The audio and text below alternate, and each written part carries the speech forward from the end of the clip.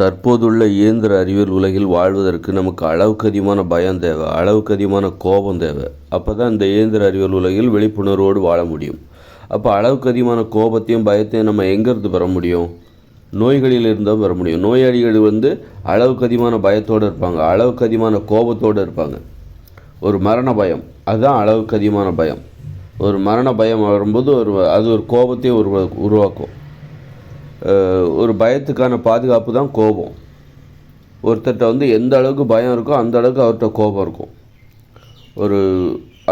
அதுக்கு இணையான கோபம் அவரிடம் இருக்கும். ரொம்பவும் பயப்படுறவர்கிட்ட ரொம்பவும் அதற்கு இணையான ஒரு கோபம் அவரிடம் இருக்கும். இந்த இயந்திர அறிவியல் உலகில் வாழ்வதற்கு நமக்கு அளவுக்கு அதிகமான பயம் தேவை. ரொம்ப இயல்பான இயற்கையான பயம் போதாது. ஒரு அளவுக்கு அதிகமான கோபம், அளவுக்கு அதிகமான பயம் தேவை. அப்போ தான் விழிப்புணர்வோடு இங்கே வாழ முடியும். அப்போ அளவுக்கு அதிகமான பயத்தையும் கோபத்தையும் நம்ம எங்கேருந்து பெற முடியும் அப்படின்னா, அப்போ தான் நோய்களை உருவாக்கி நோயாளிகளாக மாறிவிட்டால் நமக்கு அளவுக்கு அதிகமான பயம் வந்துடும். இப்போ நோயாளிகளுக்கு எப்போ பார்த்தாலும் ஒரு நிரந்தரமான ஒரு நோயால் பாதிக்கப்பட்டிருக்காருன்னு வச்சுக்கோங்க. அவருக்கு அளவுக்கு அதிகமான பயம் இருக்கும். அதேமாதிரி அளவுக்கு அதிகமான கோபமும் இருக்கும். அப்போ அந்த கோபத்தை வச்சுக்கிட்டு, அந்த பயத்தை வச்சுக்கிட்டு இந்த இயந்திர அறிவியல் உலகில் அவர் விழிப்புணர்வோடு வாழ்ந்து விடுவார். அதனால தான் மக்கள் என்ன பண்ணுறாங்க, நோய்களை நோக்கி போகிறாங்க. அது தெரியாமல் போகல. அவங்க ஏதோ அப்பாவிகள் நோய்களால் பாதிக்கப்பட்டாங்க, அப்படி கிடையாது. அவங்க உள்ளுணர்வு, அதாவது மூளையே அவர்களை அப்படி தான் வழி நடத்துகிறது. நீ நோய்களை நோக்கி போ, ஏன்னா இந்த உலகில் நீ வாழ்ந்தாகணும், போட்டி போடணும், நீ ஜெயிக்கணும். அப்போது உனக்கு அளவுக்கு அதிகமான கோபம் தேவை, அளவுக்கு அதிகமான பயம் தேவை. அப்போ அந்த பயத்தையும் கோபத்தையும் நீ பெறணுன்னா நீ உன்னை நோயாளியாக மாற்றிக்கொண்டால் உனக்கு தேவையான அளவுக்கு அதிகமான கோபமும் பயமும் உனக்கு சேர்ந்து விடும் அப்படின்னு சொல்லிட்டு என்ன பண்ணுது, மூளை அவர்களை நோய்களை நோக்கி தனது உடலில் உருவாக்குவதை நோக்கி அவர்களை வழி நடத்துகிறது. நோய்களை தனது உடலில் அதாவது நல்ல உப்பு கலந்து சமைக்கப்பட்ட இது அளவுக்கு அதிகமான கோபம்னு சொல்கிறத விட இது செயற்கையான கோபம். இது உப்பு கலந்து சமைக்கப்பட்ட உணவுகளை சாப்பிடுவதால் உடலில் ஏற்படுகிற அந்த கோபம் இருக்குல்ல, அது அப்படியே இயற்கையான கோபம் என்பது வேறு, செயற்கையான கோபம். இது செயற்கையான கோபம். நமக்கு இருக்கிற பயம் இருக்குல்ல, இன்றைக்கி இருக்கிற பயம், இந்த இயந்திர அறிவியல் உலகில் நமக்கு இருக்கிற பயம், அது மாதிரி நமக்கு இருக்கிற கோபம், நான் சாதிச்சே தீர்வேன் அப்படின்னு நினைக்கிறதுலாம் இருக்குல்ல, செயற்கையான கோபம். இது இயற்கையான கோபம் கிடையாது. இயற்கையில் இப்படி ஒரு கோபம்லாம் கிடையாது. விண்வெளிக்கு போகணும், விண்வெளிக்கு போயிடுமோ, நம்ம ஏவுகிற அந்த ஏவுகணை அந்த ராக்கெட் செயற்கைக்கோள் விண்வெளியில் போய் கரெக்டாக போய் நிற்குமா அப்படின்னு பயப்படுறோம்ல, இந்த பயம்லாம் செயற்கையான பயம்.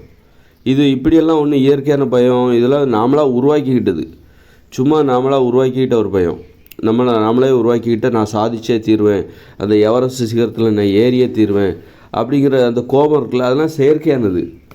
இயற்கையில் அப்படி ஒன்றும் நம்ம எவரெஸ்ட்டில் போய் ஏறணும் அப்படின்னு இயற்கையில் ஒரு ஆடு நினைக்குதா? ஒரு மாட்டுக்கு அந்த நினப்பு வருதா? ஒரு மாட்டுக்கோ ஒரு சிங்கத்துக்கோ புலிக்கோ அல்லது எதுக்காவது அந்த மாதிரி நினப்பு வருதான்னு? அதாவது எவரெஸ்ட் சிகரத்தில் ஏறுவேன், நான் சாதிக்கணும், அதை ஒலிம்பிக்கில் மெடல் வாங்கணும் அப்படின்னு சொல்லி இதெல்லாம் நாமளாக உருவாக்கி செயற்கையான ஒரு நடைமுறை. இடையில வந்தது இயற்கையானது எப்போவுமே இருக்கும். இயற்கையான பயம் இது செயற்கையான பயம். இது அளவுக்கு அதிகமான கோபம்னு கூட சொல்லக்கூடாது. இது அளவுக்கு அதிகமான பயம் அப்படின்னு கூட சொல்லக்கூடாது. இது செயற்கையான பயம், செயற்கையான கோபம். அப்போ அந்த செயற்கையான கோபத்தையும் செயற்கையான பயத்தையும் எங்கேருந்து நம்ம ஏற்படுத்தி கொள்ளுது? நம்ம உடம்புலேருந்து நம்ம உருவாக்கணும். ஏன்னா நம்ம பயங்கிறது கோபங்கிறது நம்ம உடம்புக்குள்ளேருந்து வரணும். அப்போது நான் அதை எங்கேருந்து பெறுவது? அதுக்கு தான் தேவை நோய். உடம்புல நோய் வந்துருச்சுனாக்கா நமக்கு அந்த செயற்கையான கோபம், செயற்கையான பயம்ங்கிறது தானாக வந்துடும் அப்படின்னு சொல்லிட்டு ஒரு கட்டத்து வரைக்கும் அந்த மாதிரி தான் மக்கள் வாழ்ந்துட்டு இருந்தாங்க. நோய்களை உருவாக்கி விட்டால் அந்த செயற்கையான பார்த்திங்கன்னா கடந்த காலத்துலலாம் யாராவது பெருசாக சாதிக்கிறவங்க பார்த்திங்கன்னா உடம்புல ஏதாவது நோயோடு இருந்திருப்பாங்க. ஏதாவது சர்க்கரை நோய் அல்லது நீரிழிவு நோய், ஏதாவது புற்றுநோய், ஆஸ்மா நோய், இது மாதிரி ஏதாவது நோயோடு இருந்தவங்க தான் கடந்த காலத்தில் சாதிச்சிருப்பாங்க. ரொம்ப ஆரோக்கியமாக இருக்கிறவங்க, எனக்கு உடம்புல நோயே கிடையாது, ரொம்ப ஆரோக்கியம், உடல் உறுதியாக இருக்குது அப்படின்னு சொன்னால் அவங்களால பெருசாக சாதிக்க முடியாது. அந்தளவுக்கு உடம்புல ஏதாவது நோய் இருக்கணும். அதுதான் அவர்களுக்கு இந்த உலகில் அவர்கள் சாதிப்பதற்கான ஒரு செயற்கையான கோபத்தையும் செயற்கையான பயத்தையும் அது உற்பத்தி செய்து தரும். அதே ஃபார்முலா தான் இப்போ நிறைய பேர் ஃபாலோ பண்ணுவோம். உலகத்தில் பெரும்பாலான மக்கள் நோயை தேடி ஏன் போகிறாங்க அப்படின்னா, நோய்களை தெரியும், இதை சாப்பிட்டா நோய் வரும்னு தெரியும், தெரியாமலாம் இல்லை. அந்த அளவுக்கு மக்கள் ஒன்றும் முட்டாள் கிடையாது. இப்போ சாப்பிட்ற சாப்பாடு இருக்குல்ல, உப்பு கலந்து சமைக்கப்பட்ட உணவுகள் இதெல்லாம் சாப்பிட்டா நோய் வரும்னு தெரியும். சரி, அப்போ முன்கூட்டியே நோய் எல்லாம் நிறையவே வீட்டுக்கு வீடு நோய் இருக்குது. நோய் வர்றதுக்கு முன்பே எப்படி நம்மளை பாதுகாத்துக்கிறது அப்படிங்கிற ஆராய்ச்சியில் அவங்க ஈடுபடலாம்ல. அப்போ ஏன் திரும்பவும் அதை நோக்கியே போகிறாங்க? அந்த பயமே இல்லாமல் திரும்பவும் நோய்களை நோக்கியே நோய்களை தருகிற செயல்களை ஏன் செய்கிறாங்க? நோய்களை தருகிற உணவுகளை ஏன் சாப்பிட்றாங்க? இந்த பேக்கரி உணவு, பரோட்டா உணவு, அந்த உணவு, இந்த உணவுன்னு போட்டி போட்டு ஏன் சாப்பிட்றாங்கன்னா, உடம்புல நோயை வரவழைச்சாதான் அந்த செயற்கையான பயங்கிறது வரும், செயற்கையான கோபம் என்பது வரும். இந்த உலகில் சாதிப்பதற்கான செயற்கையான பயம், இந்த உலகில் வாழ்வதற்கு அப்போ தான் இந்த இயந்திர அறிவியல் உலகுக்கு நம்ம ஒரு அடிமையாக மாறுவோம். ஏன்னா நோய் வந்துருச்சுன்னா அப்போ இந்த இயந்திர அறிவியல் உலகம் உங்களுக்கு ரொம்ப பிடிக்கும். ஏன்னா நோயாளிகள் ரொம்ப பயப்படுவாங்க. அதாவது இந்த வெயிலை பார்த்து பயப்படுவாங்க, மழையை பார்த்து பயப்படுவாங்க, குளிரை பார்த்து பயப்படுவாங்க, இயற்கையை பார்த்து ரொம்ப பயப்படுவாங்க. அப்படி இருக்கும்போது அவங்களுக்கு இயற்கையை வெறுக்க ஆரம்பிச்சிருவாங்க. அதுக்கு அப்போ இந்த பெட்டு, கட்டில் இதெல்லாம் அவங்களுக்கு ரொம்ப பிடிக்கும். ரொம்ப போர்வை, கதகதப்பான சூழ்நிலை இதெல்லாம் அவங்களுக்கு ரொம்ப பிடிக்கும். இதே ஒரு நோயாளியாக நம்ம காடுகளில் வாழ முடியுமா? ஒரு குடிசையில் வாழ முடியுமா? வாழ முடியாது. ஆரோக்கியமாக இருந்தால் தான் காடுகளில் வாழ முடியும், குடிசையிலையும் வாழ முடியும். உடல் உறுதி இருக்கணும், உடலில் நோயே இருக்கக்கூடாது. அப்போ தான் காடுகளில் வாழ முடியும். நோய்களோடு நம்ம காடுகள்லாம் வாழ முடியாது, குடிசையெல்லாம் வாழ முடியாது, இயற்கையோடு கலந்துலாம் வாழவே முடியாது. ஆரோக்கியமாக இருந்தால் தான் அந்த இயற்கையோடு கலந்து உங்களுக்கு இயற்கையோடு இணைஞ்சு வாழும்போது உங்களுக்கு போர்வெல்லாம் கிடைக்காது, அங்கே ஃபேக்ட்ரி எதுவும் இருக்காது, உங்களுக்கு ஆடைகள் கிடைக்காது. இயற்கையிலேருந்து எதாவது கிடைக்கிற பொருளை வச்சுக்கிட்டு ஏதாவது ஆடைகள் சும்மா மறைக்கிறதுக்காக குளிர்லேருந்து எப்படி பாதுகாத்துப்பீங்க? இயற்கையோடு கலந்து வாழும்போது எப்படி குளிர்லேருந்து பாதுகாத்துப்பீங்க? அப்போது அங்கெல்லாம் ஒரு நோயோடு நீங்கள் இருந்தீங்கன்னா, இயற்கையோடு இணைந்து வாழும்பொழுது நோய்களோடு இருந்தீங்கன்னா நீங்கள் உங்களால் உயிர் வாழவே முடியாது, செத்து போயிடுவீங்க. அப்போது இயற்கையோடு இணைஞ்சு கலந்து வாழும்போது நம்ம நமக்கு எது பாதுகாப்புனா, அங்கெல்லாம் இந்த மாதிரி கம்பளி போர்வெல்லாம் கிடைக்காது. கம்பளி போர்வை அந்த மாதிரி ஃபேக்ட்ரிலாம் கிடையாது. அப்போ அங்கே எது உங்களுக்கு பாதுகாப்புனா ஆரோக்கியம்தான் உங்களுக்கு போர்வையாக பயன்படும். ஆடையாக எது பயன்படும் அப்படின்னா, இயற்கையோடு கலந்து வாழுகிற அந்த வாழ்க்கையில் ஆடையாக எது உங்களுக்கு பயன்படும்னா அந்த ஆரோக்கியம்தான் ஆடை. எதிர்ப்பு சக்தி, நோய் எதிர்ப்பு சக்தி, அந்த ஆரோக்கியம்தான் உங்களுக்கு போர்வை, கம்பளி போர்வை. அங்கே நெஜ கம்பளி போர்வைலாம் அங்கே கிடைக்காது. அங்கே நம்ம உடம்புல எதிர்ப்பு சக்தியை உருவாக்கிக்கணும், நல்ல ஆரோக்கியமாக வச்சுக்கணும், குளிரை தாங்குகிற அந்த சக்தியை உடம்புல ஏற்றிக்கணும். அதுதான் நமக்கு அந்த குளிரை தாங்குகிற அந்த அந்த போர்வையாக, ஆடையாக அது பயன்படும். அப்புறம் மன உறுதி தேவை. அந்த குளிரை எதிர்கொள்வதற்கு மன உறுதி தேவை. கோழையாக இருந்து கொண்டு பலவீனமான உணர்வுகளோடு இருந்து கொண்டு அந்த குளிரை தாக்கு பிடிக்க முடியாது. இப்போ இந்த இயந்திர அறிவியல் உலகம் யாருக்கு ரொம்ப பிடிக்கும்னா, நோயாளிகளுக்கு ரொம்ப பிடிக்கும். ஏன்னா நீங்கள் மனசில் உறுதி இல்லாதவங்களுக்கு ரொம்ப பிடிக்கும். நோயாக இருந்தாலும் சரி, மனசில் உறுதி இருந்தாலும் சரி, இந்த குளிரை தாங்கிறதுக்கு உங்களுக்கு போர்வை இருக்குது, பெட்டு இருக்குது, காங்கிரீட் கட்டடம் இருக்குது. உள்ளுக்குள்ளே நீங்கள் மன உறுதியோடு இருக்கணுங்கிற அவசியம் இல்லை, ஒரு ஆரோக்கியமாக இருக்கணுங்கிற அவசியம் இல்லை. அழகாக கட்டிலில் படுத்துக்கிட்டு போர்வையை படுத்து போத்திக்கிட்டு எவ்வளோ தான் மழை பெஞ்சாலும், எவ்வளோ தான் குளிர் அடித்தாலும், வெளியில் பனி பொழிவு எவ்வளோ தான் இருந்தாலும் சரி, உள்ளுக்குள்ளே நீங்கள் அழகாக படுத்துக்கலாம். ஆக இது நோயாளிகளுக்கான உலகம். நோயாளிகளுக்கு தைரியம் தருகிற ஒரு உலகம் இது. நோயாளிகளுக்கும் மனதில் உறுதி இல்லாதவர்களுக்கும் தைரியம் தருகிற உலகம். இந்த உலகத்தை நம்பி நீங்கள் தைரியமாக நோயாளியாக மாறலாம். இயற்கையோடு இணைந்த இந்த இயந்திர அறிவியல் உலகம் இருக்குல்ல, இப்போ நாம் வாழ்ந்துகிட்டு இருக்க இயந்திர அறிவியல் உலகை நம்பி நம்ம தைரியமாக நோயாளிகளாக மாறிவிடலாம்.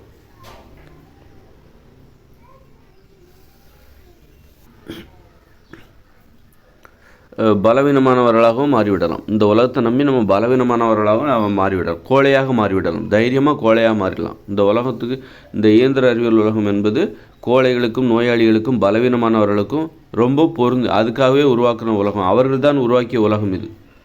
நோயாளிகள் அறியாமையின் காரணமாகவும் அவங்க நோய் வந்திருக்கும், அல்லது பலவீனமான உணர்வுகள் காரணமாக, அறியாமையின் காரணமாக தான் பலவீனமான உணர்வுகளை நோக்கி அதை பலவீனமான உணர்வுகளை நோக்கி போய் கடைசியில் நோயை வரவழைச்சிப்பாங்க. மனசில் உறுதி, ஒரு சுதந்திரமாக வாழணும், கொள்கையோடு வாழணும், அப்போ தான் உடம்புல நோய் வராது. நம்ம உப்பு கலந்து சமைக்கப்பட்ட உணவுகளை சாப்பிட்றதே ஒரு பலவீனமான ஒரு உணர்வு தான். இயற்கையிலேருந்து நம்ம விலகுறோம். இயற்கையில் உப்பு கலந்து சமைக்கப்பட்ட உணவுகளை சாப்பிட்றது நேர்மையான செயல் கிடையாது, அது ஒரு பலவீனமான செயல். அதனால தான் நமக்கு அதாவது ஒருத்தர் என்ன தான் நேர்மையாக இருந்தாலும் அவருக்கு மட்டும் ஏன் நோய் வருது? நேர்மையாக இருந்தால் நோய் வராது அப்படின்னு சொன்னால், ஒருத்தர் வந்து அவர் தான் ரொம்ப நமக்கு கேள்விப்படுறோம், அவர் ரொம்ப நேர்மையானவர், அவருக்கே நோய் வருது அப்படின்னா உப்பு கலந்த உணவு சமைச்சு சாப்பிட்றாருல, அதனால தான் அவருக்கு நோய் வருது. அதுவே ஒரு நேர்மையற்ற செயல் தான். மாமிசம் சாப்பிட்டா நோய் வரும், முட்டை சாப்பிட்டா மீன் சாப்பிட்டா நோய் வரும். நோய்னா உடல் பருமன் கூட நோய் தான், உடலில் உறுதி இல்லாமல் போவது கூட அது ஒரு நோய் தான். அது மாதிரி நோய்கள்னால் என்ன அப்படிங்கிறது முதல்ல தெரிஞ்சுக்கணும். நோய்கள்னால் வெறும் சர்க்கரை நோய், புற்றுநோய் இதுதான் நோயின்னு நினச்சிக்கணும். உடலில் உறுதி இல்லாமல் போகிறது, உடல் பருமனாகிட்டே போகிறது, இதுவும் நோய் தான். கண் பார்வை குறைபாடு, கண்ணாடி போட்டிருக்காங்களா, அது ஒரு நோய் தான். ஆக நோய்கள் வந்து நிறைய இருக்குது. அந்த வகையில் நோயால் பாதிக்கப்படாதவங்க இந்த உலகத்தில் வந்து இயற்கைக்கு நாம் நேர்மையாக வாழவில்லை. உப்பு கலந்து சமைக்கப்பட்ட உணவுகளை சாப்பிட்றோம், மாமிசத்தை சாப்பிட்றோம். இந்த மாதிரி நேர்மையற்ற செயல்கள் தான் நோய்களாக மாறுகிறது, கோழைகளாக நம்மை மாற்றுகிறது, பலவீனமானவர்களாக நம்மை மாற்றுகிறது. அப்போ இந்த அப்படிப்பட்டவர்களுக்கு இந்த இயந்திர அறிவியல் உலகம் ரொம்ப பிடிக்கும். நோயாளிகளுக்கும் பலவீனமானவர்களுக்கும் கோழைகளுக்கும் மனதில் உறுதி இல்லாதவர்களுக்கும் கொள்கை இல்லாதவர்களுக்கும் இந்த இயந்திர அறிவியல் உலகம் ரொம்ப பிடிக்கும்.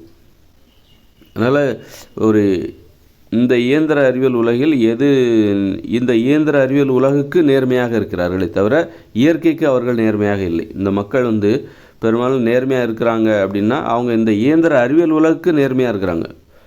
அப்புறம் வந்து இயற்கைக்கு நேர்மையாக இருப்பது என்பது வேறு, இயந்திர அறிவியல் உலகில் நேர்மையாக இருப்பது என்பது வேறு. இந்த உலகத்தில் வாழ்கிறதே வந்து நேர்மையற்ற செயல் தான். இந்த இயந்திர அறிவியல் உலகில் வாழ்வதே ஒரு நேர்மையற்ற செயல் தான். இயற்கையோடு இணைந்து தான் நம்ம வாழணும், அதுதான் நேர்மை. நேர்மைன்னா என்ன? இயற்கையோடு இணைந்து வாழ வேண்டும், இயற்கையோடு கலந்து வாழ வேண்டும், விவசாயம் பார்க்கணும், அதுதான் நேர்மை. அதுவும் வந்து நெல் தானியம்லாம் உற்பத்தி செய்யக்கூடாது. காய்கறிகள், பழங்கள், கீரைகள், கிழங்குகள், பருப்புகள், பயிர் வகைகள், கடலைகள் இதைத்தான் உற்பத்தி செய்யணும். தேன் இதைத்தான் உற்பத்தி செய்யணும். இதுதான் மனித உணவுகள். தானியம்லாம் உற்பத்தி பண்ணக்கூடாது, அது மனித உணவுகள் கிடையாது. அதை சாப்பிடவும் கூடாது, அதை உற்பத்தி பண்ணவும் கூடாது. அப்போ வந்து நேர்மைன்னா என்ன? இயற்கைக்கு நேர்மையாக இருப்பது என்றால் என்ன? இயந்திர அறிவியல் உலகில் நேர்மையாக, இந்த உலகத்துக்கு நீங்கள் நேர்மையாக இருக்கீங்கன்னா இயற்கைக்கு விரோதியாகத்தான் இருக்க முடியும். அதனால் இந்த இயந்திர அறிவியல் உலகில் கூட நேர்மை இல்லாதவங்களும் இருக்காங்க. இந்த இயற்கைக்கும் நேர்மையாக இருக்க மாட்டாங்க, இயந்திர அறிவியல் உலகத்திற்கும் நேர்மையாக இருக்க மாட்டாங்க. அப்படிப்பட்டவங்கள தான் நம்ம நேர்மை இல்லாதவர்கள்னு நம்ம சொல்லிகிட்டு இருக்கோம். இயந்திர அறிவியல் உலகிலும் நேர்மை என்பது ஒன்று உண்டு, அப்புறம் வந்து இங்கேயும் நேர்மை இல்லாத செயல் உண்டு. அப்புறம் வந்து இயற்கைக்கு நேர்மையாக இருப்பது என்பது இன்னொன்று. ரெண்டு விதமான நேர்மை இருக்குது. இயந்திர அறிவியல் உலகத்துக்கு நேர்மையாக இருப்பது, இயற்கையோடு இணைந்த மனித வாழ்க்கைக்கு நேர்மையாக இருப்பது. ரெண்டில் ஏதாவது ஒன்றுக்கு தான் நம்ம நேர்மையாக இருக்க முடியும். அது வந்து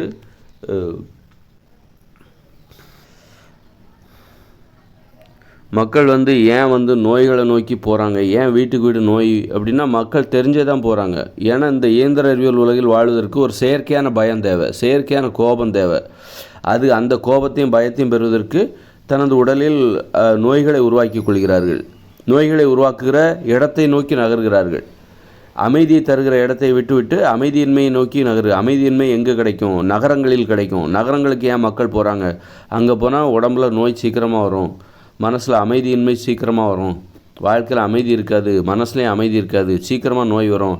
சீக்கிரமாக நோய் வந்தால் அந்த செயற்கையான பயம் வரும், செயற்கையான கோபம் வரும், அந்த மரண பயம். அது வந்து செயற்கையான பயம். செத்து போயிடுவோமோ, தினம் வாழ்வதற்காக போராடுறது, மகிழ்ச்சியற்ற ஒரு வாழ்க்கையை வாழணும். இந்த உலகத்தில் வந்து மகிழ்ச்சியை தியாகம் பண்ணணும். நீங்கள் மகிழ்ச்சியாக வாழ்ந்தீங்கன்னாக்கா இந்த உலகத்தில் வாழ முடியாது. மகிழ்ச்சியான வாழ்க்கைன்னா என்ன? உணர்வுபூர்வமான ஒரு வாழ்க்கை, உணர்ச்சிகளை வெளிப்படுத்துகிற ஒரு வாழ்க்கை. கோபம், பயம், திட்டுறது, அடிக்கிறது, அடி வாங்குறது, திட்டு வாங்குறது, பொறாமப்படுறது, வெளிப்படையாக பேசுறது, ஆடுறது, பாடுறது, ஓடுறது, விளையாடுறது, மத்தியானம் தூங்குறது, இப்படி வந்து இதுதான் ஒரு மகிழ்ச்சியான வாழ்க்கை. இந்த வாழ்க்கையெல்லாம் இந்த இயந்திர அறிவியல் உலகில் வாழ்ந்தால் இந்த உலகத்தில் நீங்கள் சர்வை பண்ண முடியாது, இந்த உலகத்தில் நீங்கள் வாழ முடியாது. அப்போ இந்த இயந்திர அறிவியல் உலகில் நீங்கள் வாழணுன்னா மகிழ்ச்சியான வாழ்க்கையை தியாகம் பண்ணிவிட்டு நீங்கள் ஒரு ஆராய்ச்சியாளராக மாறிவிட வேண்டும். ஏன்னா ஆராய்ச்சியை வச்சுக்கிட்டு தான் நம்ம பொழப்பு நடத்துகிறோம். நீங்கள் ஒன்று எடுத்து ஆராய்ச்சி பண்ணணும், அதன் மூலமாக உங்களுக்கு தேவையான வேலைவாய்ப்புகள், பணம் என்பது கிடைக்கும். அப்படியும் ஆராய்ச்சி செய்கிறவர் கண்டிப்பாக வந்து அவரால் மகிழ்ச்சியாக இருக்க முடியாது. மகிழ்ச்சியாக இருப்பவர்கள் வந்து ஆராய்ச்சி செய்ய முடியாது. அதனால் ஆராய்ச்சி செய்கிறவர் வந்து அவர் வந்து மகிழ்ச்சியை தியாகம் செய்தால் மட்டும்தான் ஆராய்ச்சி பண்ண முடியும். ஒரு ஆராய்ச்சியாளர்களாக இந்த உலகத்தில் வாழ்ந்தால்தான் நீங்கள் மகிழ்ச்சியாக இருக்க முடியும். ஆராய்ச்சியாளர்களுக்கான மகிழ்ச்சியாக இருக்கிறது. இந்த உலகம்ன்றது ஒரு ஆராய்ச்சியாளர்களுக்கான ஒரு மகிழ்ச்சியாக இருக்குது.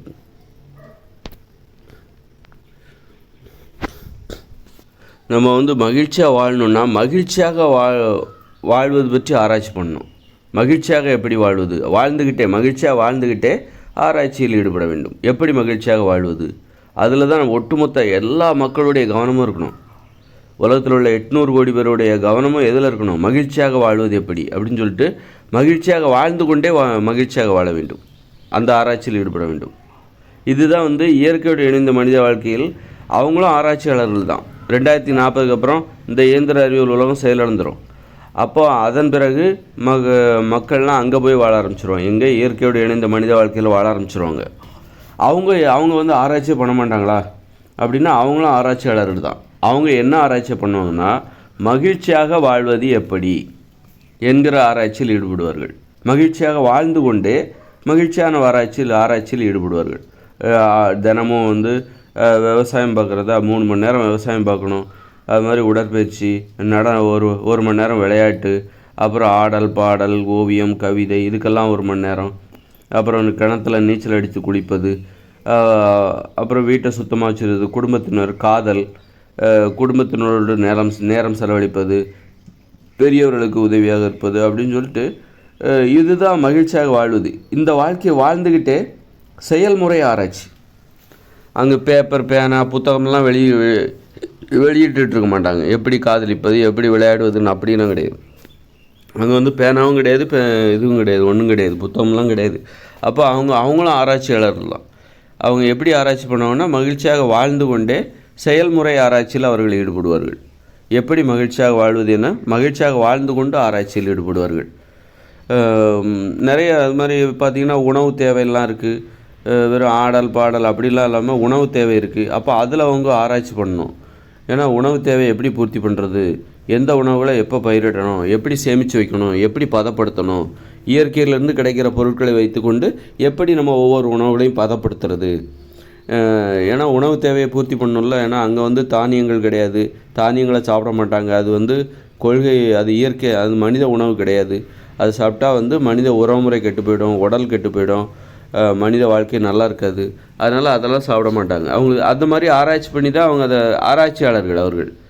அதனால் இப்போ நான் இன்றைக்கி சொல்கிறேன், என்ன மாதிரி நிறைய பேர் சொல்லலாம். அப்போ அதை கேட்டு தான் அவங்க தானியத்தை சாப்பிட மாட்டாங்களா, ஏன் அவங்க யோசிக்க மாட்டாங்களா அப்படின்னு நீங்கள் நினைக்கலாம். அவங்களே யோசிப்பாங்க.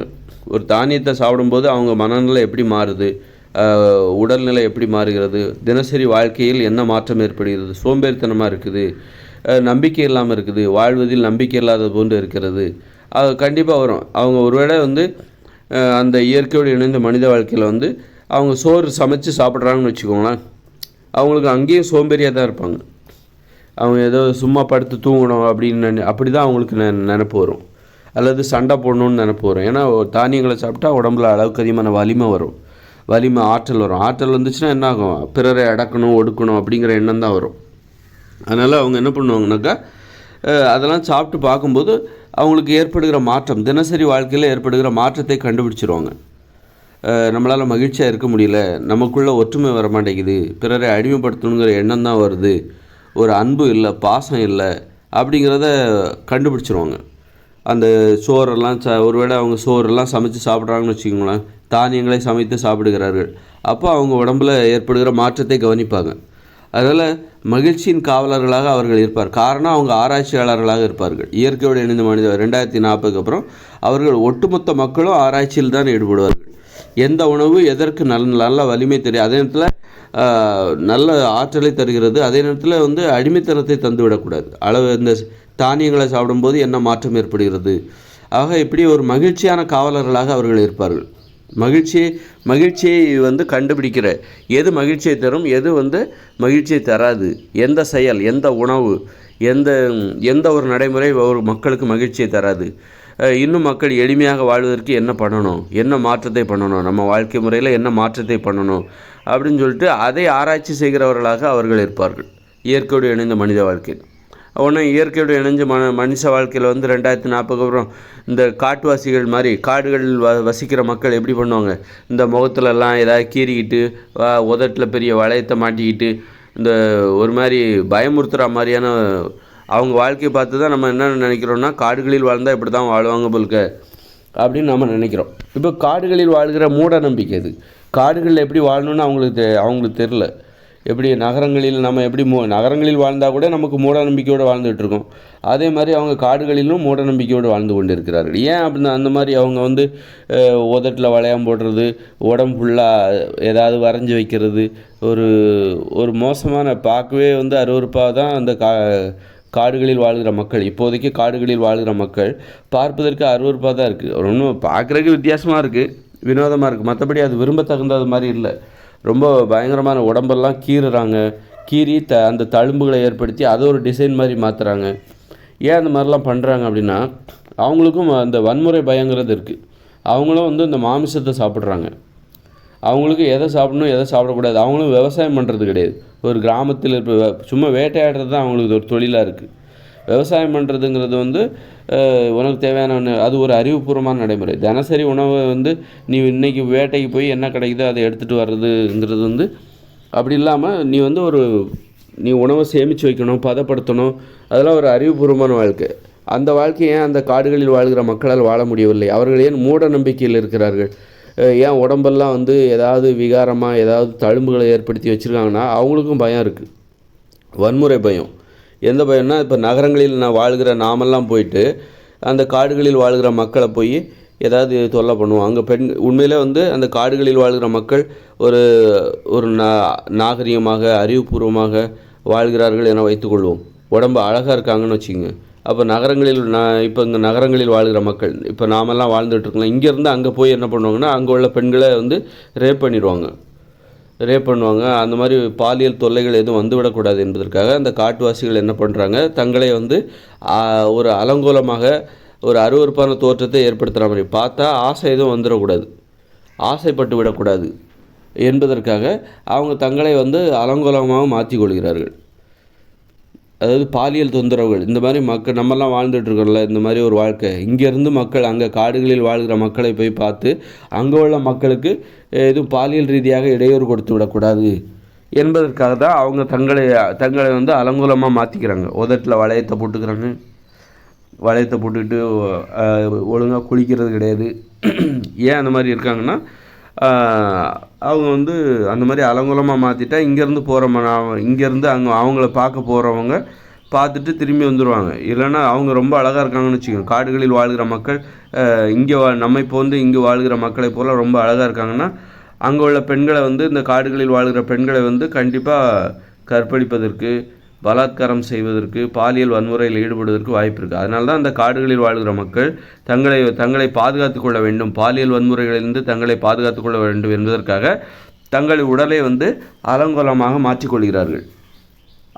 அது தெரிஞ்சு அவங்க பண்ணலை. அவங்க உள்ளுணர்வு அதுதான் பாதுகாப்பு. இப்படி இருந்தால் தான் நமக்கு பாதுகாப்பு தான் நமக்கு முக்கியம். அழகு இது எல்லாத்தையும் விட பாதுகாப்பு தான் முக்கியம். அந்த பாதுகாப்பு நமக்கு வந்து நாமே ஒரு அழகில்லாமல் செய்து கொண்டால்தான் அந்த பாதுகாப்பு கிடைக்கும். ரொம்ப குளித்து சுத்தபத்தமாக இருந்து காடுகளில் வாழ்ந்தால் பார்க்குறதுக்கு அழகாக இருப்போம். அவங்க வேறு நிர்வாணமாக வேறு இருக்காங்க, ட்ரெஸ் வேறு கிடையாது அவங்களுக்கு, காடுகளில் வாழ்கிற மக்களுக்கு. அப்போ இன்னும் ஆபத்து அதிகமாகிவிடும். அதனால் உடம்புல வந்து நம்ம என்ன பண்ணுவோம், நிறைய வந்து ஏதாவது தழும்புகளை தழும்புகளை ஏற்படுத்தி கொள்வது, உதட்டில் வளையத்தை போட்டுக்கிறது, இப்படியெல்லாம் ஏற்படுத்தி கொண்டு ஒரு அருவருப்பான தோற்றத்தை பார்ப்பவர்களுக்கு ஏற்படுத்தி அதன் மூலம் மற்றவர்கள் அந்நியர்கள் தங்களை நெருங்க விடாமல் செய்து விலகி செல்கிற மாதிரி இவங்க ஏற்படுத்திக்கிறாங்க. பல்லெல்லாம் விளக்குறது கிடையாது, குளிக்கிறது கிடையாது. அந்த மாதிரி ஒரு வித்தியாசமான ஒரு தோற்றத்தை, அருவருப்பான தோற்றத்தை ஏற்படுத்தி அதன் மூலம் தங்களை பாதுகாத்துக் கொள்கிறார்கள். இதுதான் வந்து பழங்குடி மக்கள், அந்த காடுகளில் வாழ்கிற மக்கள். அதை பார்த்து தான் நம்ம என்ன பண்ணுறோம், காடுகளில் வாழ்ந்தால் இப்படி தான் வாழ்வாங்க போல்க, அறிவு இல்லாமல் போயிடும், நம்ம புத்தகம் படித்து தான் நமக்கு அறிவு வந்துடுச்சு அப்படின்னு நினைக்கிறாங்க. அவங்க அப்படி இருக்கிறதுக்கு நாம தான் காரணம். நம்மளை பார்த்து பயந்து தான் அவங்க அப்படி இருக்காங்க. காடுகளில் வாழ்கிற மக்கள் நம்மளை பார்த்து பயந்து தான் நம்மக்கிட்ட இருந்து அவங்கள பாதுகாத்துக்கணும் அப்படிங்கிறக்காக தான் அவங்க தங்களுடைய உடலை அருவருப்பான ஒரு தோற்றத்திற்கு மாற்றுகிறார்கள். அவங்க உணவு முறை, மாமிசத்தை தான் உணவாக உண்றாங்க. அப்போ அவங்களுக்கும் அந்த அவங்களுக்கும் அந்த காடுகளில் வாழ்கிறதுனால அவங்களும் அறிவுடையவர்களாக அவர்கள் இல்லை. காடுகளில் வாழ்ந்தாலும் அறிவு இல்லாமல் போகிறதுக்கு வாய்ப்பு இருக்குது. காடுகளில் வாழ்கிறோம் அப்படிங்கிறக்காக நீங்கள் மாமிசத்தை வேட்டையாடி சாப்பிட்றத வழக்கமாக வச்சுக்கிட்டீங்கன்னா உங்களுக்கும் அறிவு இல்லாமல் போயிடும். அப்போ காடுகளில் வாழ்ந்தால் கொள்கையோடு வாழ வேண்டும். காடுகளில் வாழ்ந்து கொள்கை இல்லாமல் வாழ்ந்தால் என்ன ஆகும்? காடுகளில் வாழ்கிறீங்கப்பா, இப்போ இயற்கையோடு இணைஞ்ச மனுஷ வாழ்க்கைக்கு நம்ம 2040 அப்புறம் போகிறோம் அப்படின்னா கொள்கை இல்லாமல் அங்கே நீங்கள் கொள்கையே இல்லை, கண்டதையும் சாப்பிட்றீங்க. அப்போ எப்படி இருக்கும் உங்கள் வாழ்க்கை அப்படின்னா அதுக்கு உதாரணம் தான் இப்போ காடுகளில் வாழ்கிற மக்கள் எப்படி வாழ்கிறாங்க. காடுகளில் பழங்குடியினராக வாழ்கிறாங்களா, அந்த மக்களுடைய வாழ்க்கை முறையை பாருங்கள். அவங்க இந்த ஆப்பிரிக்க பழங்குடியினர் அவங்கெல்லாம் எப்படி வாழ்கிறாங்க. ரொம்ப ஒரு பார்த்தாலே பயமாக இருக்குது. என்னடா காடுகளில் வாழ்கிற வாழ்க்கை இவ்வளோ மோசமாக இருக்குது அப்படின்னு தான் இருக்குது. அவங்க தோற்றம், அவங்க குளிக்கிறது கிடையாது, பல் வளர்க்குறது கிடையாது. அப்போ உதட்டில் ஏதாவது வளையத்தை மாட்டிக்கிறது, காதில் ஏதாவது வளையத்தை மாட்டிக்கிறது அப்படின்னு சொல்லிட்டு தன்னைத்தானே கஷ்டப்படுத்திக்கிறாங்க. ஏதாவது உடம்புல கீறி தழும்புகளை ஏற்படுத்தி வச்சுக்கிறாங்க. வினோதமான நடவடிக்கைகளில் வினோதமான சடங்குகளில் ஈடுபடுகிறார்கள். அப்போது காடுகளில் நீங்கள் மூட நம்பிக்கையோடு வாழ்ந்தால் எப்படி இருக்கும் அப்படிங்கிறதுக்கு இதுதான் உதாரணம். எல்லாமே இங்கே உங்களுக்கு உதாரணம் இருக்குது. மூட நம்பிக்கையோடு நாம் இந்த நாடுகளில் மூட நம்பிக்கையோடு வாழ்ந்தால் எப்படி இருக்கும் மனித வாழ்க்கை, அதுக்கு இங்கே உதாரணம் இருக்குது. அதுமாதிரி காடுகளில் மூட நம்பிக்கையோடு வாழ்ந்தால் எப்படி இருக்கும், அதுக்கு உதாரணம் அங்கே இருக்குது. அதை இப்போ வாழ்ந்துட்டுருக்காங்களா அவங்க காடுகளில். அப்போ அதை பார்த்து தான் நம்ம பயப்படுறோம். ஓஹோ, காடுகளில் வாழ்ந்தால் இப்படி தான் இருக்கும் போலுக்கு, அதனால தான் நம்ம நாட்டில் வாழ்கிறோம் போலுக்கு அப்படின்னு நம்ம நினச்சிக்கிறோம். தப்பான புரிதல் என்னென்னா, நீங்கள் எங்கே வாழ்ந்தாலும் அறிவுபூர்வமாக வாழ்ந்தால் உங்கள் வாழ்க்கை அழகாக மாறிவிடும். நீங்கள் காடுகளில் வாழ்ந்தால் கூட அறிவுபூர்வமாக அறிவை துணையாக கொள்ள வேண்டும். இந்த மாதிரி மூட நம்பிக்கைகளில் போயிடாது. பச்சை குத்துறது, பச்சைலாம் குத்தக்கூடாது. அந்த பச்சை குத்துறதோட நீட்சி தான் அந்த உதடு கிளி விரிகிற மாதிரி வளையத்தை மாட்டுறது. அதனால் பச்சை குத்துறது, இயற்கையான நிறத்தை நீங்கள் பாதுகாக்கணும், இயற்கையான நிறத்தை கொண்டாட வேண்டும். அதனால் பச்சை குத்துறது அதெல்லாம் தேவையில்லாத செயல், அதை அனுமதிக்கவே கூடாது. அதுமாதிரி இயற்கையான நிறமே போதுமானது. பச்சை குத்துறது, காது குத்துறது, மூக்கு குத்துறது, அந்த மாதிரி உடம்பை நீங்கள் உடம்பை அந்த மாதிரி பார்க்கக்கூடாது. மூக்கு குத்துறது, உடம்பை எந்த விதத்துலையும் நீங்கள் டிஸ்டர்ப் பண்ணக்கூடாது. மூக்கு குத்துறது, காது குத்துறது, அது மாதிரி சுண்ணத்து செய்கிறது. ஒரு ஒரு ஆண் உறுப்பில் உள்ள அந்த தோலை நீக்கிறாங்க.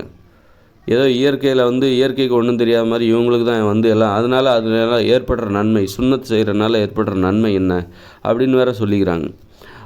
இது முஸ்லீம் மதமாக இல்லாமல் கூட அந்த சுன்னத்தை ஆரோக்கியம் நினச்சி பண்ணுறாங்க. அதனால் சுன்னத்து செய்யாமல் இந்த உலகத்தில் பல நூற்றுக்கணக்கான கோடியில் மக்கள் இருக்காங்க, ஆண்கள் இருக்காங்க. அந்த சுன்னத்து செய்யணுங்கிற அவசியமே கிடையாது, ஆரோக்கியமற்ற செயல் அது. அது மாதிரி இயற்கை நமக்கு ஒன்று கொடுக்குதுன்னா அதை நம்ம அதை சீரழிக்கக்கூடாது. இயற்கை இந்த உடம்பை கொடுக்குது, நம்ம என்ன பண்ணுறோம், இயற்கை அப்படியே மாற்றுறோம். பச்சை குத்துறோம், மூக்கு குத்துறோம், காது குத்துறோம், காதில் வேறு நிறைய ஓட்டை போடுறது. உடம்பை இவங்க எப்படி பார்க்குறாங்க அப்படிங்கிறது. ஒரு உடம்பை நீ எப்படி பார்க்குற, இந்த இயற்கையை நீ எப்படி பார்க்குற, இயற்கை என்ன அதே மாதிரி தான் என்ன பண்ணுறாங்க. இந்த இயற்கையும் அந்த கனிம வளங்களை சுரண்டுறது, மலையை இடிக்கிறது, அப்படி அந்த மாதிரி பார்க்குறாங்க. இயற்கையாக பாருங்கள். சும்மா அதை இடையூறு செய்யாதீங்க.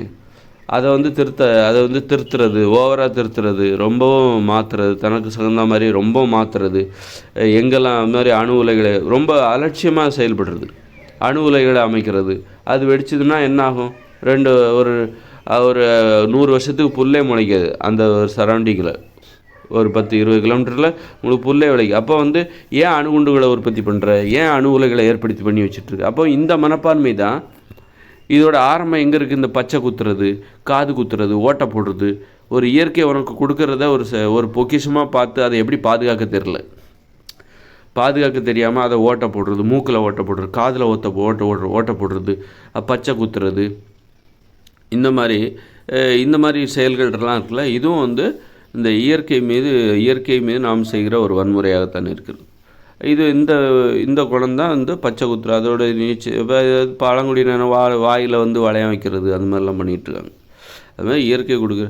அப்போ அவங்க வாழ்கிற வாழ்க்கையை பார்த்துட்டு நம்ம காடுகளில் வாழ்ந்தால் இப்படித்தான் வாழ்வாங்க போலுக்க அப்படின்னு நாம் நினச்சிக்கிறோம். காடுகளில் வாழ்கிற மக்களை பார்க்கும் பொழுது இப்படித்தான் வாழ்வாங்க போலுக்க, காடுகளில் வாழ்ந்திருந்தோமே ஆனால் நாம் கூட இப்படித்தான் வாழ்வோம் போலுக்க அப்படின்னு நினச்சி நாம் அதை தப்பாக நினச்சிக்கிறோம். காடுகளில் வாழ்ந்தாலும் அழகாக வாழணும். அது அப்படின்னா அழகாக வாழணும் அப்படின்னா பார்க்குறதுக்கே அழகாக இருக்கும். அதுக்கு என்ன பண்ணணும்னா அறிவுபூர்வமாக வாழணும், கொள்கைகளை கடைபிடிக்க வேண்டும். கொள்கை தான் உங்களை அழகுபடுத்தும். மாமிசம் சாப்பிடக்கூடாதுங்கிறது ஒரு கொள்கை, உணவு கொள்கை தான் அடிப்படையான கொள்கை. உங்கள் மனித கொள்கை என்பது எங்கேருந்து ஆரம்பிக்கிறதுனா உணவிலிருந்து தான் ஆரம்பிக்குது. மாமிசம் சாப்பிடக்கூடாது, மீன் சாப்பிடக்கூடாது, முட்டை சாப்பிடக்கூடாது, இதெல்லாம் உணவு கொள்கை. தானியங்களை சாப்பிடக்கூடாது.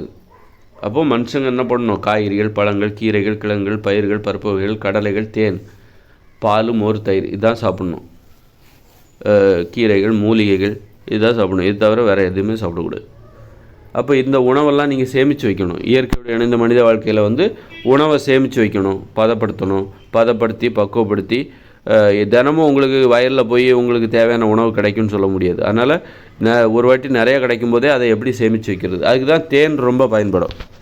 தேன் நல்லா பதப்படுத்துறதுக்கான, தேனில் ஒரு நெல்லிக்காயை நீங்கள் நல்லா வேக வச்சு காய வச்சு அப்படி இல்லை அது என்ன பண்ணணுமோ பண்ணி அதை நெல்லிக்காயில் போட்டால் வருஷம் முழுக்க நீங்கள் வச்சு சாப்பிட்லாம். ஒரு 6 மாதத்துக்கு நிறைய குடுவையில் டெய்லி ஒரு 2 நெல்லிக்காய், கொஞ்சம் வயிறு நிறையும். அப்படி வாழணும். அதுக்கு அறிவுபூர்வமான அணுகுமுறை தேவை. நீங்கள் அறிவாளிகளாக இருந்தால் தான் இயற்கையோடு இணைந்த மனித வாழ்க்கையில் நீங்கள் மகிழ்ச்சியாக வாழ முடியும். அப்படி இல்லைன்னா தினம் நீங்கள் வேட்டையாட தான் போவீங்க. இன்றைக்கி எது கிடைக்குது, ஏன்னா அந்த விவசாயம் பண்ணுற அறிவு இல்லைன்னா அவங்க தான் இந்த வேட்டையாட போவாங்க. ஏதாவது ஆடு மாடுகளை அடித்து சாப்பிட்றது, ஏதாவது வேட்டையாடிக்கிட்டு ஒரு விலங்கையோ வேட்டையாடி கழுத்தில் போட்டு வருவாங்க, ஒரு மானை வேட்டையாடுறது. அப்போ ஒரு அறிவுபூர்வமாக மக்கள் அறிவோடு வாழவில்லை என்பதற்கு இந்த வேட்டையாடுற ஒரு நடைமுறையை உதாரணமாக வச்சுக்கலாம். நீங்கள் உணவை சேமித்து வச்சா நீங்கள் வேட்டையாட வேண்டிய அவசியம் இல்லை. வேட்டையாடுகிற அந்த மூட நம்பிக்கை தேவையில்லை. உணவை சேமிப்பதற்கு அறிவுபூர்வமான அணுகுமுறை தேவை. அதனால் உடலை தினமும் குளிக்கணும். காடுகளில் குடிசையில் வாழ்ந்தால் கூட, இயற்கையோடு இணைந்து கலந்து வாழ்ந்தால் கூட தினமும் 2 வேளை குளிக்கணும், சுத்தமாக வச்சுக்கணும், உடற்பயிற்சி செய்யணும், நல்ல மகிழ்ச்சியாக ஆடணும், பாடணும். உடல் ஆரோக்கியம் சம்பந்தமான தேடலில் ஈடுபட வேண்டும். என்ன பண்ணால் உடலை ஆரோக்கியமாக வைத்துக்கொள்வது அப்படிங்கிற அந்த தேடல் இருக்கணும். அது இயற்கையோடு இணைந்து வாழும்போது நீங்கள் அமைதியாக வாழணும், ஆரோக்கியமாக வாழணும். அப்போ தான் நீங்கள் அங்கே வாழ முடியும். நீங்கள் ஆரோக்கியம் இல்லாமல் இப்போ நம்ம எவ்வளோ அலட்சியமாக வாழ்ந்துட்டுருக்கோம். உடம்புக்கு நோயை தருகிற உணவுகளை சாப்பிட்றோம், உடலை அதாவது விபத்துகளை ஏற்படுத்துகிற செயல்களில் ஈடுபடுகிறோம், சாலைகளில் வேகமாக போகிறோம். ஒரு விபத்து ஏற்படுதுன்னா கைகாலெலாம் முறிஞ்சு போயிடும். ஆனால் இந்த இயந்திர அறிவியல் உலகில் நீங்கள் என்னவாக இருந்தாலும் இங்கே வாழ முடியும். உங்களுக்கு பெட் இருக்குது, கட்டில் இருக்குது, வேலைக்கு சாப்பாடு தருவாங்க, சிகிச்சை செய்வாங்க. ஆனால் இயற்கையோடு இணைந்த மனித வாழ்க்கையில் அங்கே அது மாதிரி எதுவுமே கிடையாது. மருத்துவமனை கிடையாது, மருத்துவர்கள் கிடையாது, உங்களுக்கு யாரும் சிகிச்சைலாம் செய்ய மாட்டாங்க, பெட்டெல்லாம் கிடையாது, கட்டில் கிடையாது, அங்கெல்லாம் டாக்டர் கிடையாது, நர்ஸு கிடையாது, ஊசி கிடையாது, மாத்திரை கிடையாது, மருத்துவ சிகிச்சையே கிடையாது, அறுவை சிகிச்சைலாம் கிடையாது அங்கே. அதனால் அடக்க ஒடுக்கமாக இருக்கணும். அந்த உலகத்தில் ரொம்ப அடக்க ஒடுக்கமாக இருந்தால் தான் அங்கே வாழ முடியும். இங்கே இருக்கிற மாதிரி இப்போ ஆட்டம் போட்டுட்ருக்காங்க.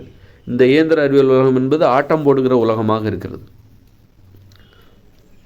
அப்படி ரொம்ப ஆட்டம் போடுறாங்க. இந்த ஆட்டம் போடுறதுக்கு காரணமே என்னென்னா இந்த உணவு தான் காரணம்.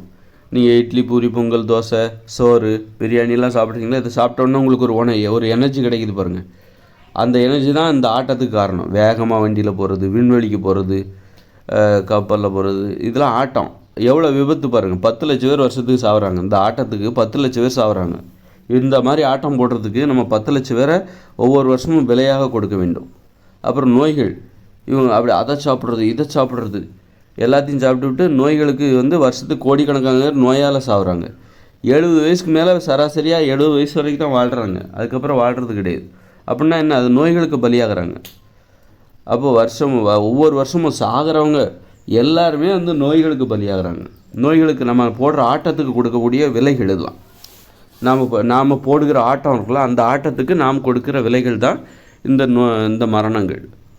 எவ்வளோ பெரிய விலையை கொடுத்து இந்த ஆட்டம் போட்டுட்ருக்குன்னு தெரியுமா? நீங்கள் எதுவும் நினச்சிட்ருக்கீங்க. அதனால் இந்த இயந்திர அறிவியல் உலகில் வேணுமானாலும் ஆட்டம் போடலாம். ஆனால் இயற்கையோடு இணைந்த மனித வாழ்க்கையில் ஆட்டம் போட்டிங்கன்னா அங்கெல்லாம் வாழவே முடியாது. அங்கெல்லாம் மருத்துவமனைகள் கிடையாது, மருந்துகள் கிடையாது. அங்கேயும் நீங்கள் பயங்கரமாக அப்படி குட்டிக்காரன் அடிக்கிறது, பேக் பெட்டி அடிக்கிறது, அப்புறம் சாகசம் பண்ணுறேன் அப்படின்னு சொல்லிட்டு. ஏன்னா அங்கே குடிசை தான் இருக்கும், மருத்துவமனைலாம் கிடையாது, டாக்டர் கிடையாது, மருந்துகள் கிடையாது, ஊசிகள் கிடையாது, அறுவை சிகிச்சை கிடையாது. அப்படி இருக்கும்போது நீ அங்கே போய் சாகசம்லாம் பண்ண முடியாது. சாகசம் பண்ணினா ஏதாவது விபத்து ஏற்பட்டுச்சுன்னா உன்னை யாரும் பாதுகாக்க முடியாது. உன்னை மருந்து வச்சு உனக்கு அறுவை சிகிச்சை பண்ணி உன்னை காப்பாற்றுறதுக்கு அங்கே யாருமே இருக்க மாட்டாங்க. அதனால் அங்கே ஒழுங்காக நீ மூடிக்கிட்டு தான் உட்காரணும். மூடிட்டு அடக்க ஒடுக்கமாக வாழ்ந்தியா இருந்தியா போனியான்னு இருக்கணும். இந்த இயந்திர அறிவியல் உலகில் நீ என்ன வேணாலும் ஆட்டம் போடலாம். ஏன்னா உனக்கு ஒரு விபத்து ஏற்பட்டுச்சுன்னா உன்னை பாதுகாக்கிறதுக்கு மருத்துவர்கள் இருக்காங்க, மருத்துவமனைகள் இருக்காங்க, சிகிச்சைகள் இருக்குது, நவீன சிகிச்சைகள்லாம் இருக்குது. உடம்புக்குள்ளே எங்கே எலும்பு உடஞ்சிருக்கு எல்லாத்தையும் கண்டுபிடிக்கிறதுக்கு ஸ்கேன் இருக்குது. கண்டதையும் சாப்பிட்டுட்டு இதயத்தில் ஓட்டை இருந்தால் கூட அதை கண்டுபிடிக்கிறதுக்கு இன்றைக்கி ஸ்கேன்லாம் இருக்குது. அந்த ஸ்கேன், மூளையில் என்ன பிரச்சனை, எல்லாத்தையும் உடலில் என்ன பிரச்சனைங்கிற கண்டுபிடிக்கிறது ஸ்கேன் இருக்குது. அதனால் நீ என்ன வேணாலும் சாப்பிட்லாம், எப்படி வேணாலும் ஆட்டம் போடலாம். அந்த தைரியத்தை இந்த உலகம் கொடுக்குது, இயந்திர அறிவியல் உலகம். நீ கவலையப்படாத, ஆட்டம் போடு. ஆட்டம் போடுவதற்கான உலகம் தான் இது. போர்லாம் அது ஒரு ஆட்டம், வெறியாட்டம் போடுறது, என்ன வேணாலும் பண்ணு அப்படின்ட்டு போருங்கிறது அது ஒரு ஆட்டம். இப்படி என்ன வேணாலும் பண்ணு, உனக்கு நாங்கள் சிகிச்சை செய்ய தயாராக இருக்கோம். உடம்புக்கு என்ன ஆனாலும் இன்னொருத்தர் உனக்கு உடம்புல இப்போ வேற ஒருத்தர்கிட்டருந்து வாங்கியாவது உனக்கு நாங்கள் மாட்டி விட்ருவோம். வேற ஒருத்தர்கிட்டருந்து சிறுநீரகத்தை வாங்கிடலாம், இதயத்தை வாங்கிடலாம், கவலையப்படாத, கண் வாங்கிடலாம். நீ தாராளமாக ஆட்டம் போடு. எல்லாத்தையும் பணம் கொடுத்து எல்லாத்தையும் வாங்கி உனக்கு மாட்டி விட்டுறலாம், உன்கிட்ட பணம் இருந்துச்சுன்னா. அதனால் இது ஆட்டம் போடுறதுக்கான உலகம். இது இந்த இயந்திர அறிவியல் உலகம் என்பது ஆட்டம் போடுவதற்கான ஒரு வாய்ப்புகளையும் வழிகளையும் சுதந்திரத்தையும் பாதுகாப்பையும் ஏற்படுத்தி கொடுக்குற ஒரு உலகமாக இருக்கிறது. ஆனால் இயற்கையோடு இணைந்த மனித வாழ்க்கையில் 2040 அப்புறம் அங்கெல்லாம் போய் ஆட்டம் போட முடியாது. அடக்க ஒடுக்கமாக இருக்கணும். சும்மா மரத்தில் ஏறுறது, காடுகள்னால் ஒன்று உயரமான மரத்தில் ஏறுறது, அப்படிலாம் ஏறக்கூடாது. பனை மரத்தில் ஏறுறது, மேலேருந்து கீழே விழுந்தோன்னா தப்பி தவறி ஏதோ ஒரு கீழே விழுந்துட்டப்பா, உனக்கு எப்படி ஒன்றை பாதுகாப்பாங்க? அதனால் இன்னொன்று, ஒரு உயரமான பனை மரத்தில் ஏறுறதுக்கு உடம்புல பயங்கரமான ஆற்றல் தேவை. அந்த ஆற்றலை அவங்களுக்கு காய்கறி பழங்கள்லாம் சாப்பிட்டா வராது. அப்போது நீங்கள் தானிய உணவுகள், இட்லி, பூரி, பொங்கல், தோசை இந்த மாதிரி சாப்பிட்டா தான் உயரமான பனை மரத்தில் ஏற முடியும். அசராமல் ஒரு நாளைக்கு 50 பனை மரம், 50 பாக்கு மரத்துலலாம் ஏறுவாங்க. கேரளாவில் பாக்கு மரம்லாம் இருக்குல்ல, அவங்களாம் 50 பனை மரத்தில் ஏறுவாங்க, 50 தென்னை மரத்தில் ஏறுவாங்க. அந்த வேலை அதெல்லாம் எங்கேருந்து வருது? அந்த ஆற்றல் எங்கேருந்து வருது? அந்த தானிய உணவுகள் சாப்பிட்றாங்களே, அரிசி, கோதுமை, இந்த தானிய உணவுகளை சாப்பிட்டா தான், உப்பு கலந்து சமைக்கப்பட்ட இந்த செயற்கை உணவுகளை சாப்பிட்டா தான் உங்களுக்கு அந்த ஆற்றல் வரும். அதனால் அதை சாப்பிட்றதுனால தான் அவங்க அந்த மாதிரி ஏறுறாங்க. அப்போ இயற்கையோடு இணைந்த மனித வாழ்க்கையில் அவங்க தானிய உணவுகளை சாப்பிட மாட்டாங்க, அரிசி, கோதுமை இந்த மாதிரி உணவுகளை சாப்பிட மாட்டாங்க. அப்படிங்கும்போது அவங்களுக்கு அளவுக்கு அதிகமான ஆற்றல் வராது, அந்த அளவுக்கு அதிகமான அந்த தைரியம் வராது, அந்த செயற்கை தைரியம்லாம் வராது. அதனால் அடக்கொடுக்கமாகவே இயல்பாகவே அந்த உணவுகளே அவர்களை அடக்கொடுக்கமாக மாற்றிவிடும். அந்த அவர்கள் உண்ணுகிற உணவுகள் இருக்குல்ல, அந்த காய்கறிகள், பழங்கள், கீரைகள், கிழங்குகள், பயிர்கள், பருப்பு வகைகள், கடலைகள், இந்த உணவுகளே தயிர், மோர், பால், இதெல்லாம் அவர்களை உப்பெல்லாம் அவங்க சேர்த்துக்க மாட்டாங்க. உப்பே கிடைக்காது, அது கடற்கரையில் தான் கிடைக்கும். அதை சாப்பிடவும் மாட்டாங்க. உப்பு இருந்தால் கூட அதை கிடைக்கும். போய் கடற்கரையில் போய் எடுத்துகிட்டு வரலாம், அதை உற்பத்தி பண்ணி எடுத்துகிட்டு வரலாம் அப்படின்னா கூட அதை போய் எடுத்துகிட்டு வர மாட்டாங்க. ஏன்னா அவங்களுக்கு தெரியும், மகிழ்ச்சியாக வாழ்வதற்கு அது உதவாது. மகிழ்ச்சியாக வாழ்வதற்கு நம்ம பனை மரத்துலலாம் ஏறணுங்கிற அவசியம் இல்லை. மகிழ்ச்சியாக வாழ்வதற்கு நம்ம தென்னை மரத்துலலாம் ஏறணுங்கிற அவசியம் இல்லை. உயிரை பணயமாக பணயமாக வச்சு பனை மரத்தில் ஏறணுங்கிற அவசியம் இல்லை. உயிரை பணயமாக வச்சு தென்னை மரத்தில் ஏறணுங்கிற அவசியம் இல்லை. அப்படிங்கிற அந்த உணர்வோடு தான் அவங்க வாழ்ந்துட்டுருப்பேன். இப்போ நானே சின்ன வயசில் கிராமத்தில் வாழ்ந்துட்டுருந்தேன். கிராமத்தில் நான் நிறைய மரங்களில் ஏறியிருக்கேன். வேப்ப மரத்தில் ஏறியிருக்கேன், புளிய மரத்தில் ஏறியிருக்கேன், உயரமான மரங்களில் கூட நாங்கள் ஏறியிருக்கோம். அப்படி நான் ஏறியிருக்கேன். அந்த மாதிரி ஏறி இருக்கும்போது, ஆனால் நான் தென்னை மரத்தில் ஏறினது கிடையாது. தென்னை மரத்துலேயோ பனை மரத்துலேயோ ஏறினதே கிடையாது. நான் காடுகளில் சின்ன வயசில் ஒரு கிராமத்தில் ஊர் சுற்றுறது தான் வேலை. அங்கே காடுகள் அங்கங்கே சுற்றி திரிகிறது தான் எங்களுடைய வேலை. அப்படி இருந்தால் கூட நான் பனை மரத்தில் ஏறினதே கிடையாது, தென்னை மரத்தில் ஏறினதே கிடையாது. அந்த ஏறணுங்கிற ஆர்வம் எனக்கு வந்ததே கிடையாது, வந்ததும் கிடையாது. அது ஒரு பயமாகவே இருக்குது. அப்படி இருக்கும்போது எனக்கே அப்படி வாழ்ந்த எனக்கு அந்த ஆர்வம் வரல பாருங்கள், இயற்கையாகவே. அப்போ தென்னை மரத்தில் ஏறுறதோ பனை மரத்தில் ஏறுறதோ இயற்கையானது கிடையாது, இயற்கையானது கிடையாது. அது செயற்கையான ஒரு திறமை, ஒரு தொழில் மாதிரி அது. அதனால் அது ஏறுறதும் மேலே ஏறி விழுந்து கீழே விழுந்து செத்தவங்களும் இருக்காங்க, நிறைய பேர் இருக்காங்க. தென்னை மரத்தில் ஏறி கீழே விழுந்து செத்தவங்க, தேங்காய் பறிக்க போய் காலையிலே போயிடுவாங்க. எங்கள் ஊரில் அந்த மாதிரி தான் ஒருத்தர் அவருக்கு தென்னை மரம் ஏறுறது தான் வேலை. அப்புறம் அந்த மாதிரி ஏறி அவருக்கு காலையில் பசி மயக்கத்தில் ஏறி மேலேருந்து உயரமான தென்னை மரத்துலேருந்து கீழே விழுந்து இறந்து போயிட்டார். அந்த மாதிரி அது ரொம்ப ஆபத்தானது கூட. அந்த அச்சம், ஒரு சின்னதாக ஒரு தப்பு நடந்தால் கூட மேலேருந்து கீழே விழுந்தால் என்ன ஆகுறது? அதனால் இயற்கையோடு இணைந்த மனித வாழ்க்கையில் அந்த மாதிரி அது ஒரு ஆட்டம் தான். இந்த மரத்தில் ஏறுறது இருக்குல்ல, உயரமான மரங்களில் ஏறுறது, அதெல்லாம் ஒரு ஆட்டம் போடுறது. இந்த இயந்திர அறிவியல் உலகில் மனுஷங்க போடுற ஆட்டத்தில் அதுவும் ஒன்று. நிறைய ஆட்டம் போட்டுட்ருக்காங்க. இந்த மாதிரி வேகமாக வண்டி ஓட்டுறது, வாகனங்கள் ஓட்டுறது, இது எல்லாமே ஆட்டம் தான். மனுஷங்க போடுகிற ஆட்டம். இந்த ஆட்டம் எங்கேருந்து ஆரம்பிக்குது? இந்த உணவிலிருந்து தான் ஆரம்பிக்குது. அந்த ஆட்டம் போடுவதற்கான ஆற்றல், நம்பிக்கை, அது எங்கேருந்து ஆரம்பிக்குது? நம்ம சாப்பிட்ற இந்த உப்பு கலந்து சமைக்கப்பட்ட தானிய உணவுகள், மாமிச உணவுகள், இதிலேருந்து தான் ஆரம்பிக்குது. ஆக இந்த உலகம் ஆட்டம் போடுறதுக்கு, ஆட்டம் போடணுன்னா உங்களுக்கு அளவுக்கு அதிகமான பயம் தேவை, ஒரு செயற்கையான பயம் தேவை, செயற்கையான கோபம் தேவை. ஒரு செயற்கையான ஆட்டம் போடணுங்கிற அவசியம்லாம் கிடையாது. ஆனால் ஆட்டம் போடணும், இந்த இயந்திர அறிவியல் உலகில் நீ ஆட்டம் போடணும், நல்லா ஆடு அப்படின்னு ஒரு நம்பிக்கை கொடுக்குற ஒரு உலகமாக இருக்குது. ஆட்டம் போட்டால் தான் உன்னை திறமையானவன்னு ஒத்துப்பாங்க, பணத்தை சம்பாதிக்க முடியும் அப்படின்னு சொல்லிட்டு இந்த இயந்திர அறிவியல் உலகில் ஆட்டம் போடுவதற்கு உங்களுக்கு என்னென்ன தேவை? செயற்கையான பயம் தேவை, செயற்கையான கோபம் தேவை. அப்போ அதை உருவாக்கணும் அப்படின்னா நீங்கள் என்ன பண்ணணும்? உங்களை நீங்கள் மேலும் பயமுறுத்தி கொள்ள வேண்டும். இந்த உப்பு கலந்து சமைக்கப்பட்ட செயற்கையான உணவுகளை சாப்பிட்டா உங்களுக்கு பயம் வரும், உடம்பு நடுங்கும், உடம்பு கிடுகிடு நடுங்கும். அதை தான் ஒரு ஆட்டமாக மாற்றிடுறாங்க. இவங்க போடுகிற ஆட்டத்திற்கு அந்த கிடுகிடு நடுங்குறாங்கள்ல, அந்த நடுக்கத்தை ஆட்டமாக மாற்றி விடுகிறார்கள்.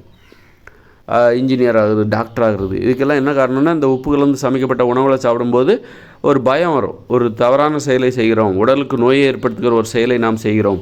அப்போ உடம்புல ஒரு ஆட்டம் வரும், கிடுகிடுன்னு ஒரு அதிர்வு வரும், ஒரு மென்மையான அதிர்வு, ரகசியமான அதிர்வு ஏற்படும். அந்த அதிர்வை தான் இவங்க பெரிதுபடுத்தி அதை தான் பயன்படுத்திக்கிட்டு இவங்க நான் அதுவாயிரம், அதை சாதிக்க போகிறேன், இதுவை சாதிக்க போகிறேன், ஒலிம்பிக்கில் மெடல் வாங்க போகிறேன் அப்படின்னு சொல்லி அந்த ஆட்டம் போடுறாங்க. அது ஆட்டமாக மாற்றி அந்த அதிர்வை, அந்த நடுக்கத்தை, ஒரு தவறு செய்யும்போது ஒரு நடுக்கம் வரும் பாருங்கள். அப்போ அந்த இயற்கைக்கு முரணாக நம்ம ஒரு தவறு செய்கிறோம், உப்பு கலந்து சமைக்கப்பட்ட உணவுகளை சாப்பிட்றோம். அதை சாப்பிட்றதுனால நமக்கு ஒரு நடுக்கம் ஏற்படும், ஒரு பயம் ஏற்படும், ஒரு அதிர்வு ஏற்படும். அந்த அதிர்வை தான் இவங்க என்னவா பயன்படுத்திக்கிறாங்கன்னா, நான் டாக்டர் ஆக போகிறேன், இன்ஜினியர் ஆக போகிறேன், அதாக போகிறேன், இதாக போகிறேன்னு சொல்லிட்டு அந்த மாதிரி ஆட்டம் போடுறது. நான் இன்ஜினியர் ஆகி ஆட்டம் போடுறேன், நான் டாக்டர் ஆகி ஆட்டம் போட போகிறேன், நான் ஸ்போர்ட்ஸ் மேனாக ஆட்டம் போட போகிறேன் அப்படின்னு சொல்லிட்டு ஒவ்வொருத்தரும் இந்த மாதிரி ஏதாவது ஒன்று தேர்ந்தெடுத்து ஆட்டம் போடுறாங்க. ஆட்டம் போடுவதற்காக அதை பயன்படுத்தி கொள்கிறார்கள். அந்த நடுக்கத்தை, ஒரு அச்சத்தை, அந்த உணவுகளை சாப்பிட்டா ஒரு அச்சம் வரும், ஒரு பயம் வரும், ஒரு நடுக்கம் வரும். அந்த நடுக்கத்தை பயன்படுத்தி கொள்கிறார்கள். நடுக்கத்தை ஆட்டம் போடுவதற்காக பயன்படுத்தி கொள்கிறார்கள், சாதிப்பதற்காக பயன்படுத்தி கொள்கிறார்கள். அதனால் இந்த இயந்திர அறிவியல் உலகில் நாம் ஏன் நோயை நோக்கி நம்ம போகிறோன்னா, நோயோடு இருந்தால் தான், நோய்களை ஏற்படுத்துகிற செயல்களை சாப்பிட்டா தான், நோய்களை ஏற்படுத்துகிற உணவுகளை சாப்பிட்டா தான் நமக்கு ஒரு பயம் வரும், ஒரு நடுக்கம் வரும், ஒரு அச்சம் வரும். அந்த அதிர்வு, உடம்புல ஒரு அதிர்வு வரும். அந்த அதிர்வு கெட்ட அதிர்வு. அந்த கெட்ட அதிர்வை பயன்படுத்தி நாம் டெய்லி நம்முடைய லட்சியத்தை நோக்கி நாம் போய் சாதிப்பதற்கான வேலைகளை செய்யலாம் அப்படின்னு நினச்சி இது பண்ணிகிட்ருக்காங்க.